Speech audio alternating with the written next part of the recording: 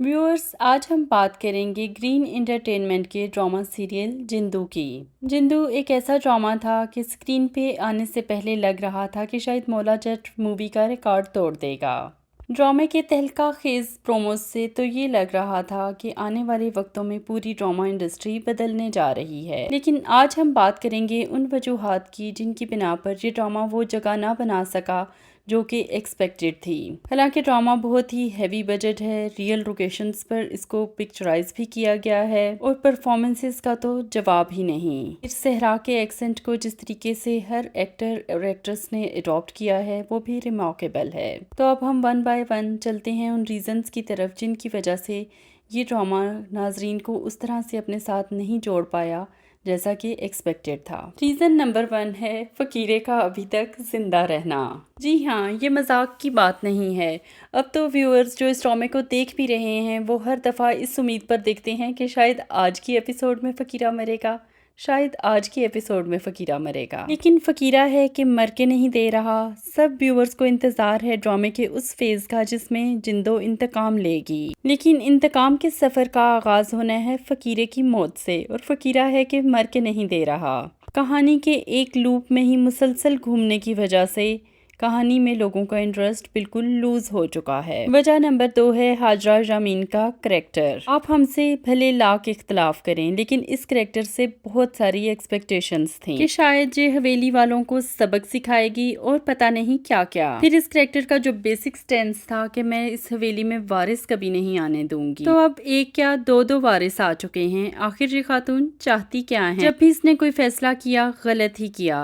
हसरत की पहली बीवी को साजिश के जरिए मरवा दिया, जबकि इसकी हरकतों का किसी गरीब को कभी कोई फायदा नहीं हुआ, बल्कि ये फसाद ही पैदा कर रही है गरीबों के लिए मजीद से मजीद तर। मतलब कि ये एक कंफ्यूज्ड करैक्टर है। आखिर हसरत के लिए इकलौती बीवी बनने के पीछे इसका क्या मकसद है अगर इसको हसरत पसंद ही नहीं? और मोस्ट प्रोबेबली अब ये जिंदो की बहन को भी मरवाएगी हसरत को अपना करने के लिए। इन शॉर्ट, जैसा कि एक्सपेक्टेड था कि ये कैरेक्टर गांव के लोगों की कोई मदद करेगा या उनका ख्याल रखेगा, हुआ बिल्कुल उसके उल्ट है। मींस ये एक कंफ्यूज्ड कैरेक्टर है जिसका कोई सिरा अभी तक व्यूअर्स नहीं पा सके। तीसरी वजह खुद जिंदू है।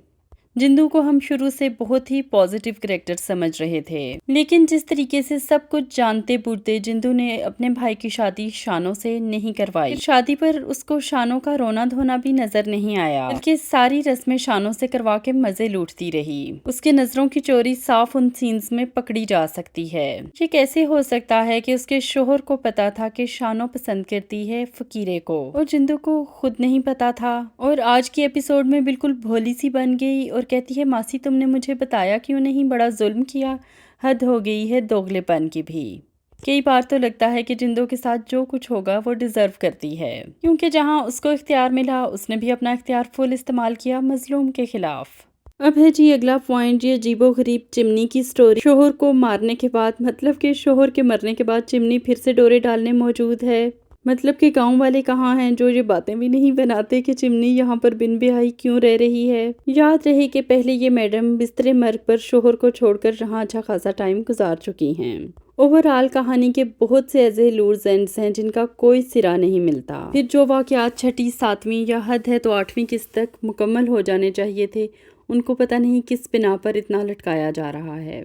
इसके अलावा कहानी में बहुत से लूप होल्स हैं, जैसे कि वो शहर वाला ट्रैक, जो लड़का शहर में पढ़ने गया हुआ है, इस मुलाजिम का भाई है, उसकी कहानी से क्या रेलेवेंस है हम अभी तक समझ नहीं पाए। फिर जिंदू जो अच्छे तरीके से दाद साईं के इरादे जानती है, वो हमेशा सच समझ कर दाद साईं का ईमान आजमाने क्यों पहुंच जाती है। हम उम्मीद करते हैं कि कहानी को अब मजीद ड्रैग नहीं किया जाएगा और इसको एंड की तरफ ले जाया जाएगा और जल्दी से फकीरे को मारकर कहानी को आगे प्रोसेस किया जाए। आपको ड्रामा कैसा लग रहा है, और अगर आप नहीं देख रहे तो ना देखने की क्या वजह है? अगर आपने जिंदू का हमारा फुल स्टोरी रिव्यू नहीं देखा तो आप हमारे ही चैनल पर इसको देख सकते हैं, ताकि कहानी आपको अच्छे से समझ आ जाए।